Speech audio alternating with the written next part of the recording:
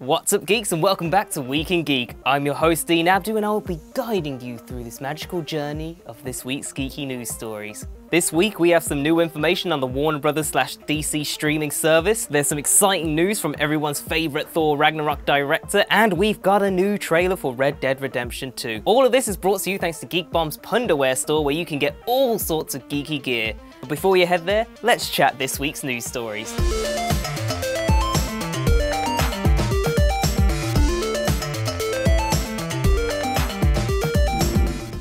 Jumping on the Netflix bandwagon, Warner Bros. Have decided they want a piece of the online streaming cash cow and have announced the launch of their very own service. With it, we'll be getting a Harley Quinn series, a long-awaited third season of Young Justice, a TV series based on Swamp Thing that James Wan is overseeing, and a live-action Titans TV show. There's talks of a possible Superman-esque Metropolis TV show, but this hasn't been officially announced yet, so we're kind of just left hanging a little bit longer until we get the official news, hopefully soon.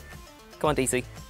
After a quiet rumour of a pilot and not much news since, we finally heard that the series reboot of Taika Waititi's classic mockumentary What We Do in the Shadows has been given the official green light. FX has ordered 10 episodes with Waititi at the directing helm, slated to premiere in spring 2019. The show won't follow Viego, Deacon and Vladislav in Wellington, New Zealand, but instead it will be set in New York City with a whole new set of vampires to fall in love with.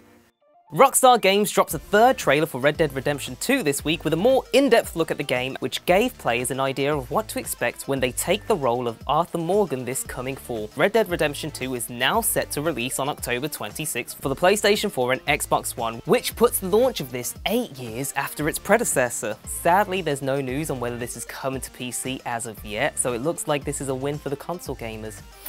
Sorry, PC lot.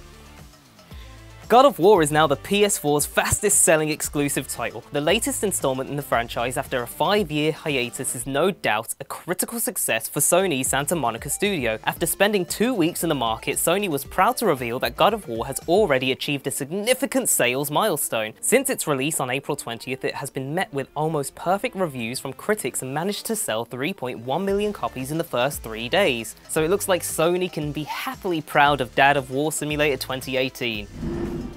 So that's it for this week. Let us know in the comments down below what you think of Warner Bros.' new streaming service, and a big thank you to the Geek Bomb Punderwear store for sponsoring this week's episode. The Punderwear store is full of all sorts of punny geeky fandom from across the galaxy, ranging from Star Wars to Nintendo, from Dungeons & Dragons to Marvel, from Game of Thrones to Back to the Future. The store also has some exclusive designs from Geek Bomb's Fungeons and Flagons series and exclusive Smallcast merchandise.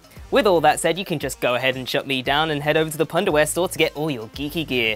I'm Dean Abdu, and I'll see you next week for another episode of Week in Geek. Bye!